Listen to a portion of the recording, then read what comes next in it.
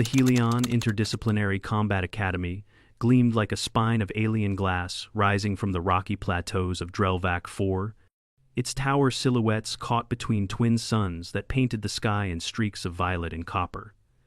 The compound sprawled across the high desert, surrounded by phased shielding domes and automated defense arrays. Inside, cadets from 100 species marched through blast corridors and zero-G chambers, speaking in clacks, hums, pulses, and vocal cords adapted to atmospheres most humans would never survive. Among them stepped a man with a duffel bag over one shoulder. Sergeant Dane Mercer exited the Gravtram transport with no fanfare. His boots clicked quietly on the polycrete ramp as he made his way toward the Academy's central intake chamber. He wore the muted greens and browns of Earth's planetary search and rescue forces, dusty from years in the field. No armor, no augmentation. Just a calm expression, a clean gait, and a clipboard in his hand with a hard copy transfer signature. The scanners registered him, hesitated, and turned green. No weapons, no known biological hazards, no special threat classification. From the mezzanine above, a group of cadets watched silently. Most of them were enormous Vekari with crystalline musculature, coiled sullet with body mass, thrice his size, and at least 2 bipedal species with built-in kinetic armor. "That's it? That's the human?" one cadet whispered, her voice translating with a click through the room's ambient autolinguist. "He's so soft," another muttered. "I thought they brought service animals, not trainees." A quiet ripple of snickers followed. Dane didn't stop walking. He wasn't smiling, but he wasn't frowning either. He moved with the unhurried rhythm of someone used to arriving where he didn't belong and getting the job done anyway. From a vaulted control station above the arrival bay, Commandant Yarna, a tall, ink-skinned Solat with 12 jointed fingers and a cybernetic lens over her left eye, watched Dane with clinical interest. "Human male, Earthborn," she noted aloud to the biometric officer beside her. "Resting pulse, 52. Cortisol profile, minimal. Unusual," the officer said. "Most new cadets run hot. He doesn't." The Academy's induction cycle began immediately. Cadets were tossed into week-long, grueling assessments, partial vacuum acclimation, full-body strain resistance testing, neural response calibrations, and cultural scenario challenges that sometimes turned heated. Dane passed each station with unremarkable precision. He didn't dominate the physical trials, at least not by alien standards. He couldn't outlift a Velathin or outpace a Sauric with 3 lungs. But he finished every event without complaint, injury, or need for aid. Quiet, efficient, and to many, unsettlingly neutral. When the obstacle course simulation glitched mid-run, sending a collapsing pillar toward a pair of Stronarian twins, it was Dane who acted. No theatrics, just a sprint, a dive, and a controlled roll that pushed them clear. Then he simply stood, dusted off, and rejoined the course. The others began noticing, not admiring, just noticing. But not all attention was neutral. Thrask, the Kragon cadet, had noticed him the moment he arrived. A towering biped armored in dark volcanic plates, Thrask moved with the weight of a living tank. His species had evolved on high-gravity death worlds where everything hunted everything. Kragon hierarchy was built on intimidation, the roar, the posture, the scent. Every move was dominance or submission. And humans? As far as Thrask was concerned, humans were neither. They were beneath the system. "Skin creature," Thrask growled the first time they crossed paths in the hydration hall. He loomed over Dane, talons tapping on the carbon tile floor. "Did your nestlings mistake this for a tourist shelter?" Dane looked up, calmly. "Are you asking a question, or just practicing your chest puff?" The Kragon bared his fangs. Several nearby cadets froze, waiting for a fight. Dane didn't blink. He just sipped his canteen and moved past him. No fear, no aggression, no interest. That, more than anything, irked Thrask. Later that week, the schedule announced a major event, the annual Intimidation and Response exercise. An interspecies training designed to simulate predator-dominated scenarios, it was infamous for pushing cadets to their psychological and sensory limits. Each year, one species was selected to perform its primal dominance display, meant to simulate hostile battlefield conditions, panic suppression, and fear control. Some roared, some flared. One species emitted subsonic pulses that caused temporary cognitive inversion. This year, the Kragan had been selected. Of course, muttered a Sullet medic, just when the sleep cycles were getting better. The chamber was massive, a hollow sphere lined with neural dampeners and resonance shielding, its walls lit in shifting blue patterns that tracked sound distortion. Each cadet had their own bio-calibrated observation zone with safe thresholds based on species profile. Dane stood alone in his. No buffer, no adjustments, just a man in his standard-issue uniform, arms crossed lightly as he waited. Around him, the mood was tense. "Place your bets," someone whispered. 10 says the human blacks out in under 10 seconds. 3 says he won't even last that long. Even the instructors had their doubts, though none voiced them aloud. Then the signal came. Captain Yarna entered the center with her long coat trailing behind her. She activated the Omni field, stabilizing the gravity zone. "Begin sequence," she said. "Thrask, you are cleared to perform dominance display." The Kragan stepped forward. His movements were heavy, deliberate. He circled the room slowly, allowing every species to get a clear view of his size, his mass, his predatory grace. Then he stopped in the middle of the chamber and turned to face the group. He stretched his spine, raised his chest, jaw unhinged slightly. The room dimmed, and he roared. It hit like a shockwave. The force of it wasn't just sonic, it was physical. Air trembled, light vibrated. One of the viewing panels fuzzed with static as its shielding overloaded momentarily. Several cadets collapsed immediately. A Stronarian staggered and clung to the railing, its gills flaring in confusion. A Vakari emitted a distress frequency. Every living creature in the chamber responded to the sound. Everyone except Dane Mercer. He flinched slightly, just a twitch at the corner of one eye. But he remained standing, breathing, watching. Thrask noticed and froze. Yarna made a note on her datapad. Human still conscious, no flight response, pulse rate stable. Thrask turned away from the center and began walking toward Dane. "Override," Yarna warned. That was the end of the simulation. "Not for me," the Kragan said. "He mocked me by not reacting." "I didn't," Dane said calmly. "You stood still. You denied the signal. That is mockery." "It's just a sound," Dane replied, adjusting his stance. "I've heard worse." That stopped the room. "You've heard worse?" Thrask thundered. "In deep canyons," Dane replied, voice level. "Echoes bounce, sounds amplify. Sometimes you shout to locate someone, and the echo that comes back sounds like the world's ending." Thrask snarled. "Face me, human." Dane nodded and stepped forward.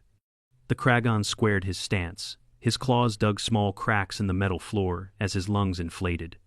Then he roared again, full power, full focus, right into Dane's face. The chamber lights flickered. One of the observation decks lost power. A seismic alert pulsed briefly in the upper corner of the screen. Cadets shielded their faces. Some fell. A few screamed. And Dane? He didn't move. He stood upright, let the sound pass through him like a hurricane over stone. Then he inhaled slowly, eyes changing, no longer calm, no longer simply watchful. Something older surfaced. Not fury, not bravado, something honed by thousands of years of humans calling out into vast wilderness alone, knowing that what answered back might kill them. Dane raised his chest. And he roared. The sound didn't match his body. It shouldn't have been possible. It reverberated with the power of ancient canyons and forest infernos, a thunderous, lung-ripping blast meant to frighten apex predators from striking. The chamber rattled. The overhead sensors spiked into red. One of the holograms flickered out entirely. The roar struck Thrask like a physical blow. He stumbled backward. And silence fell. Every cadet stared. Even Yarna's face had changed, eyes narrowed, expression unreadable. In the flickering aftermath, the seismic alarm chimed again. Dane lowered his voice. "Still, think I'm fragile?" Thrask didn't answer. He couldn't. Later, in the xenobiology labs, the data review was frantic.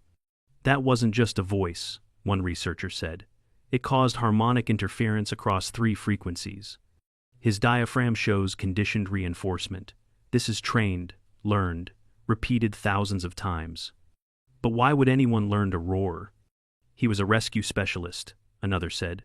Worked canyons, bears, cougars, wolves. You don't always have gear. Sometimes it's just your lungs between you and the dark. Yarna updated his classification profile. Human psychological response. Unpredictable. Reflex conditioning. Predator class intimidation threshold. Advisory. Do not provoke, under any circumstances. Elsewhere, in a quiet corridor near the training halls, Thrask stood waiting. When Dane passed, the Kragan lowered his head. You are not prey, he said, voice soft with new weight. You are something else. Dane didn't gloat. He didn't smile. He just nodded. And walked on. The seismic sensor logs didn't lie. 3 different data nodes across the Helion Academy network, each calibrated to detect potential structural anomalies, had simultaneously triggered the moment Sergeant Dane Mercer roared. Not Thrask. Dane. The human. Academy staff didn't know what to do with that. For the first time in 12 training cycles, the post-exercise debrief was delayed, not because of injuries, but because the xenobiologists and acoustic engineers couldn't agree on the readouts. There's no species match, muttered Dr. Vale, adjusting her visual overlay as she examined a frame-by-frame resonance mapping of Dane's roar. The acoustic signature shows traits of both low-frequency threat displays and high-decibel panic calls. But his physiology shouldn't be able to sustain either, countered another. He has no subharmonic vocal sacs, no exoresonator, not even throat plating. Then explain how a 6'2" biped just destabilized our internal sensors using nothing but air from his lungs. Silence. Below the observation deck, the cadets were still processing what they'd seen. Rumors moved faster than truth, but for once, they weren't exaggerated. No one denied it. No one questioned it. They'd heard it. Felt it. A sound that didn't match his body. A roar that cracked the predator hierarchy of a dozen species in an instant. In the barracks that night, no one mocked Dane. No one whispered about skin or softness. No one dared. Thrask didn't even return to his dorm pod. He remained in one of the lower meditation chambers, seated on the stone floor, legs folded beneath him, breathing in silence. The instructors didn't disturb him. A Kragan processing humiliation was dangerous, but a Kragan processing respect? That was rare. Dane, for his part, sat on the edge of his bunk in silence. The lights were dimmed, his boots were off, and he rubbed his temples gently. The roar hadn't hurt, not in the way people assumed. But it had taken something out of him, something deep and old. He'd done it before, long ago. In a canyon where rescue had gone sideways, a cougar had stalked their camp perimeter during the night. Dane, with no weapons and no backup, had made himself bigger. Louder. Had screamed into the dark until it turned and fled. It wasn't bravery. It was biology. It was survival. And he hadn't done it since. Until now. The door to the barracks slid open with a soft chime. Captain Yarna entered, flanked by 2 xenopsych advisors. She stood tall and unreadable, her 12 fingers clasped behind her back. Sergeant Mercer, she said evenly. Dane stood. We'd like to speak with you. Now. He nodded. No questions. They led him not to the debrief room, but into the research wing, an area of the academy rarely visited by cadets. The corridors here were colder, the lights bluer.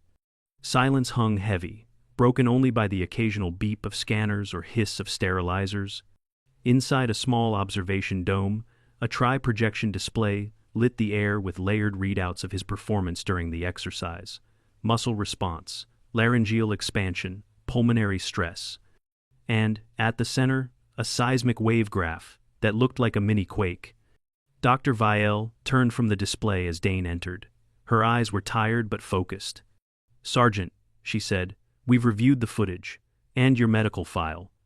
Dane gave a small nod. All right.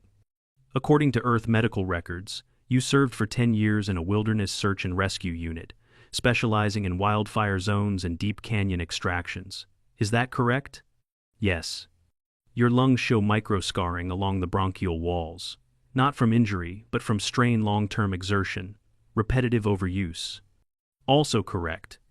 You train to shout, Vielle said, more to herself than to him, to call across valleys, over wind, against nature itself. You didn't evolve the roar, you built it. Dane didn't answer. Do you understand what that means? She asked. I suppose you're going to tell me. She stepped closer. The Kragan species spent hundreds of thousands of years perfecting vocal dominance. Evolution gave them weaponized lungs. But you? You forged a threat display using effort, repetition, and will. And it worked. Captain Yarna spoke next. More than worked. You disrupted a Kragan's predator reflex. That's not intimidation. That's a biological override. Dane raised an eyebrow, but said nothing. Yarna regarded him for a moment longer. We've reclassified your psychological threat profile. Effective immediately, your training path will diverge. Diverge how? He asked. You'll remain with the main cohort, but you'll be cleared for specialized field ops training. Integration roles. Conflict, de-escalation. In certain theaters, human unpredictability is an asset. I'm not here to be a symbol, Dane said plainly. You're not, Yarna replied, but symbols are rarely volunteers. Behind her, the seismic graph looped again, the shape of Dane's roar a wave that should never have existed. Back in the main cadet halls, the whispers continued, but now they were different. Did you hear it? One Sullet cadet asked. I felt it, another said, rubbing the back of her neck, like something ancient, like a cave collapsing. Or something waking up inside it, the first replied. Dane returned to the training fields the next morning. He wore the same fatigues, walked the same walk, and spoke with the same economy of words. But now the air around him felt different. No one stood in his way. Even Thrask, who now lingered near the edge of the sparring rings during drills, said nothing when Dane passed. But his eyes followed him, not with hostility, with interest. During an obstacle course later that day, a younger cadet, a three-legged Trivar, slipped during a gravity shift and cried out. Dane didn't hesitate. He crossed the gap with a grappling tether, caught the cadet's arm, and anchored them both until the field stabilized. The Trivar looked up, stunned. Why did you help me? Dane's expression didn't change, because someone should. That answer made its way through the ranks faster than his roar. Some cadets began adjusting how they addressed him. Not the human. Not skin creature. Now it was just Dane. That night, Thrask finally spoke again. He approached Dane at the training lockers, claws folded inward, posture neutral. I have never lost control of my roar, Thrask said. Never needed to. Until you. Dane turned slightly. That wasn't my goal. But it happened. Yes. Thrask considered that. My ancestors say the roar defines the Kragan, that it is our lineage, our identity. And mine say that when the forest is too loud, Dane said, you make more noise. The Kragan huffed once. Almost a laugh. You should visit our hunting moons, Thrask said after a pause. We test each other with sound and silence. You would not be out of place. I'll think about it. The two stood there for a beat, then parted. The next day, the Academy's central AI updated its interspecies guidebook with a new entry. Species, human. Behavioral class, adaptive resilient. Response to threat. Variable. Advisory, do not provoke. Capable of counter-predator escalation. The final line, added by a quiet consensus of instructors and observers alike, reads simply, humans roar back. And from that point forward, no one at Helion Academy ever looked at Dane Mercer the same way again. By the third month, Dane Mercer had become the most quietly discussed figure in the Helion Academy's history. Not because he shouted orders. Not because he challenged anyone. Because he didn't. And that unsettled them more than if he had. After the roar, instructors monitored him more closely. They expected something to change, some show of ego, some escalation of pride, but nothing shifted. Dane kept showing up on time, completing every drill with clinical calm. His meals were simple, his conversations shorter than most species' greeting protocols. He simply existed at a steady hum, beneath the noise of galactic ego. which, to many cadets, made him terrifying. The Academy, a structure built to accommodate over 200 species and twice as many temperaments, wasn't designed for cultural silence. Bravado was common currency. Honor duels, vocal dominance rituals, pheromone contests, these were normal. Dane didn't trade in any of them. Yet, somehow, he had carved space. Thrask, meanwhile, had changed too. The Kragan no longer sought conflict. He no longer spoke in overt challenges. Instead, he followed Dane during joint exercises, studying his movements, mirroring his decisions.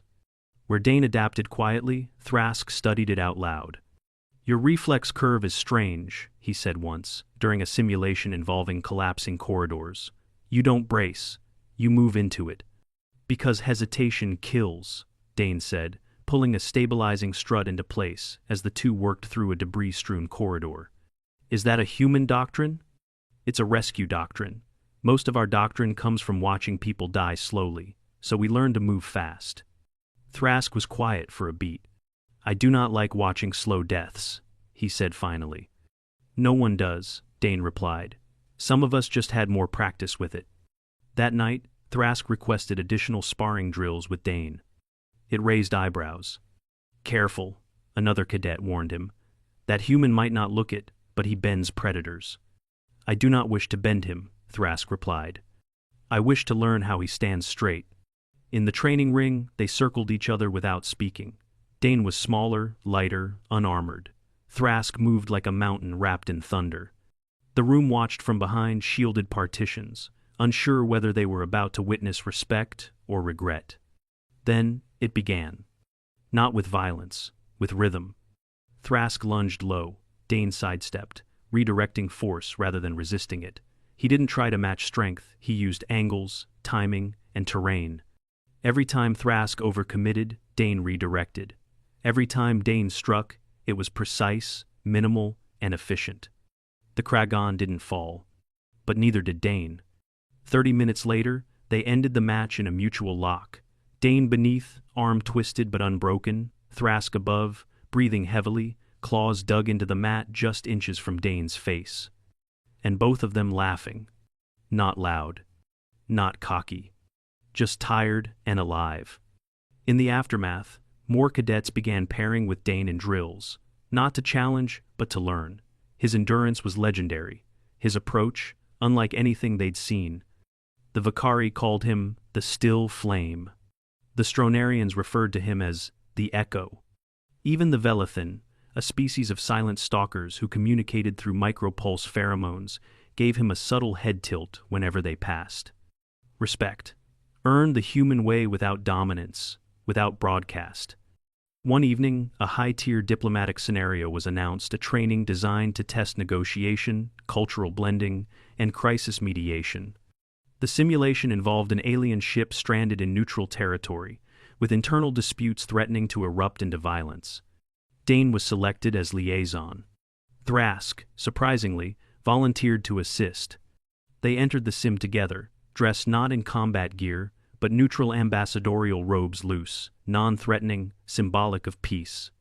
Inside the simulation chamber, holograms rendered the ship's corridors, crew, and conflict zones. Multiple species argued, pacing and snarling in guttural dialects. Dane didn't speak for the first 10 minutes. He simply listened, catalogued tone, watched postures. Thrask stood silently behind him, his massive frame a wall of barely contained energy, but he didn't interrupt. When Dane finally stepped forward, he didn't raise his voice. He just asked one question. Who's afraid of being unheard? The chamber stilled. A few eyes narrowed. One of the simulated officers snarled. Dane stepped closer. Your systems are failing. Supplies are low. You've spent days blaming each other. But that's not what this is about. You're not fighting over space or air. You're fighting because nobody is listening. Thrask tilted his head, watching. Dane knelt beside a sputtering console and began rerouting power without being asked. He didn't make speeches. He didn't beg. He helped. The simulation recalibrated. Conflict levels dropped. Diplomacy logged as successful. Thrask approached him after the session, head slightly bowed. You did not posture, you did not declare strength, and yet they obeyed. No one obeyed, Dane replied. They trusted. Is that different? Obedience fades when pressure's gone. Trust holds when no one's watching. Thrask was silent for a long time. Then he spoke quietly. My people do not understand trust. Then you're not alone, Dane said. Most don't. News of the simulation outcome spread rapidly. In the following days, Dane's assignments shifted. He was sent to mentor integration cadets from species that didn't mesh well with the dominant factions. High-risk groups, emotionally reactive ones, cadets who'd nearly been ejected for behavioral conflicts. He didn't fix them. He simply stood with them, ate with them, ran drills with them, and in that presence, steady, neutral, human, they calmed. Sometimes, that's all it took. Still, not everyone was pleased. In the higher command circles of the Academy, debates sparked behind closed doors. The Academy had never factored humans as more than auxiliary support units, logistics, midfield specialists, or adaptability experts. Not predators, not leaders. But now, Dane's profile data showed something unique. He wasn't an apex threat. He wasn't even categorized as high danger. He was something else entirely. Disruptive stability. No natural weapons, no feral strength. But wherever he walked, the predator-prey dynamic cracked. Not because he broke it, because he ignored it. And others started doing the same. Captain Yarna reviewed the latest observation report in silence. The final line read, Recommendation: Human behavioral impact exceeds projection models. Social influence presents restructuring potential across interspecies cadet norms. She set the file down and leaned back in her chair. The human didn't roar to conquer, she said to herself. He roared to survive. In a far-off training bay, Dane stood beside a Velethin cadet, struggling with fine motor tool use. He didn't correct them. He waited. Let them try again. Let them fail safely. The cadet adjusted. Succeeded. Dane nodded. Small, quiet nod. Far away, a new class of cadets entered the academy gates. Among them, a few pointed toward the central spire and asked the same question. Is it true? The human made the predator flinch? Another cadet answered. No, he didn't make him flinch. He made him listen.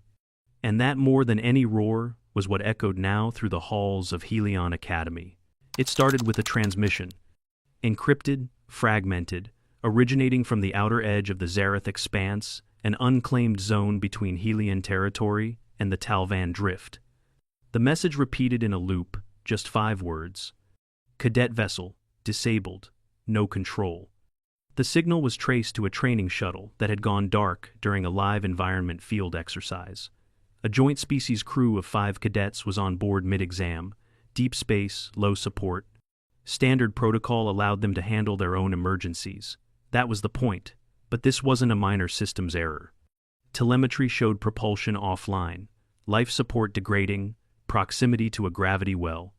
The gravity anomaly was worse than expected. Not a black hole, not a star. A sleeper nest. Talvan, stock ships, organic raider vessels, each grown like living bone wrapped in memory steel, had been dormant in the system for decades. Hostile, silent, always waiting. Now they weren't waiting anymore. Helion Command scrambled a retrieval team, but with the Expanse's distortion fields, long-range deployment would take hours. The cadets didn't have hours. Captain Yarna's voice cut across the operations room. We need a rapid deploy insertion, low profile, high adaptability, no escalation unless engaged. She didn't wait for a volunteer. She looked up from the tactical display. Send Mercer. In the hangar bay, Dane was already strapping into the responder pod when Thrask appeared beside him, holding 2 gravity clamps and a compact field disruptor. You're not going alone, Thrask said. You're not cleared for command insertion. I'm not asking for clearance. I'm offering backup. For a moment, Dane considered arguing. He didn't. 5 minutes later, the responder pod launched angled through the edge of Helion's deep space warp ring and into the bleed of the Expanse. The pod wasn't fast, but it was built to withstand chaos. Inside, Dane ran through the sensor feed. Oxygen levels on the stranded shuttle were dropping fast. The cadets were sealed inside the cockpit, fallback protocols activated, but the main door was jammed. No communication, no maneuvering, and one Talvan stockship had begun to drift closer. Thrask watched the readings from the second station. No emissions from the stockship. It's testing them, waiting. Or it's hungry, Dane replied. The pod jolted, entry complete. They latched onto the stranded shuttle's hull within minutes. Magnetic clamps engaged. The pod's cutter arm extended, carving a controlled breach into the side. Seconds later, Dane and Thrask entered the corridor. The shuttle was nearly silent inside. Emergency lights flickered. Ice crystals clung to the vents. Dane tapped his helmet. Thermal trace? Thrask scanned. 5 bodies, clustered in the command capsule. Low movement. One is unconscious. They reached the inner hatch. Manual override failed. Dane pressed his palm to the surface and leaned in. Cadets, this is Sergeant Mercer. We're here. Don't panic. A soft tapping echoed back. They were alive. Dane signaled Thrask to begin cutting through the panel. The moment the seal broke, a rush of air hissed out, and with it, the unmistakable scent of heat-stressed oxygen recyclers. The cadets stared in shock. Mercer, one of them croaked. They sent you? He offered a calm nod. Let's get you out. They began triage quickly. One cadet was unconscious from CO2 saturation. The others were coherent but disoriented. Thrask lifted the unconscious cadet easily, placing him into a compression sling. But then the lights dimmed. Dane turned toward the viewport. The stockship was awake. Not just awake. Alerted. It had shifted its alignment, bone spines flaring, tendrils twitching across the void, watching. The ship had no windows, no visible crew, just mass and intent. Dane's voice remained steady. We're moving now. Secondary lock bay. Quiet as you can. But even as he spoke, the Talvan ship accelerated. Not fast, not aggressive, but forward. Deliberate. It had chosen them. The corridor to the secondary bay was too narrow for formation. Dane took point. Thrask covered rear. The cadets moved between them, limbs trembling, suit seals rattling faintly with each step. They reached the pod just as the stockship deployed a signal. It wasn't audio. It was pressure, a directed blast of sub-resonant frequencies that struck the shuttle like a pulse. The youngest cadet screamed. Another dropped to his knees, eyes wide, chest heaving. It's inside my head, he gasped. The ship's inside my head. Thrask moved to shield him. It's a fear spike, synthetic, designed to disorient prey. Dane didn't move. He turned toward the open hatch and stepped back into the corridor. What are you doing? Thrask shouted. We need to move now. Dane didn't answer right away. He stood in the center of the passage, helmet off, eyes focused. Then he took a slow breath and roared. Not like before. Worse. This was deeper, full body, from the base of the spine to the top of his skull. Not a sound of panic, but one of challenge. It didn't just echo, it bent the metal around him. A canyon storm wrapped in fury. The Talvan ship paused. It actually paused, then retracted. Its forward momentum stalled, its tendrils curled inward. The pressure stopped. Inside the shuttle, cadets wept in relief. One of them, barely able to speak, whispered, "How? How did you do that?" Dane didn't reply immediately. He lowered his arms, his chest still heaved. He looked toward the viewport again. That wasn't for them, he said finally. That was for the Predator. He walked back to the pod, face unreadable. Thrask stared at him with awe. It listened, the Kragan said. Dane nodded. Sometimes even predators don't want to risk getting hurt. The responder pod detached cleanly and jumped to pre-programmed warp just minutes later. When they landed back on Helion grounds, medical staff took over instantly. The cadets were stabilized. News of the encounter spread faster than containment protocols could slow. And then came the investigations. The xenobiology team dissected the audio records of the encounter. The frequency Dane used had no analog. It wasn't language. It wasn't species-specific. It was instinct made audible. Survival, not as reaction but as communication.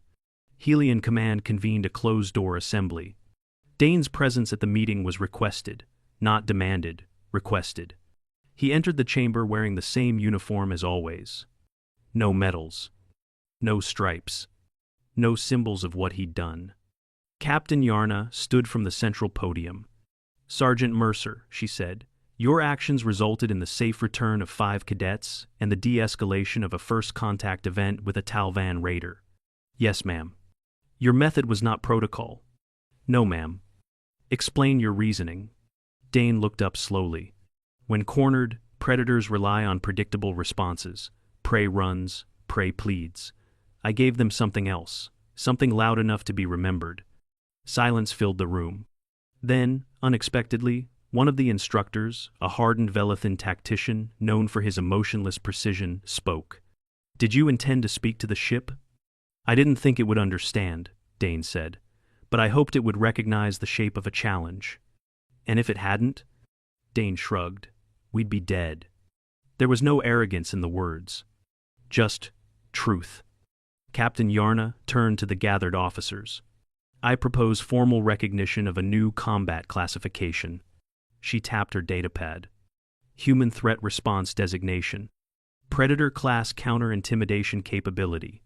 The approval came without dissent. By the end of the cycle, cadets across the academy began adapting new reflex drills. Not just to withstand fear, but to counter it. The training manuals updated their doctrine.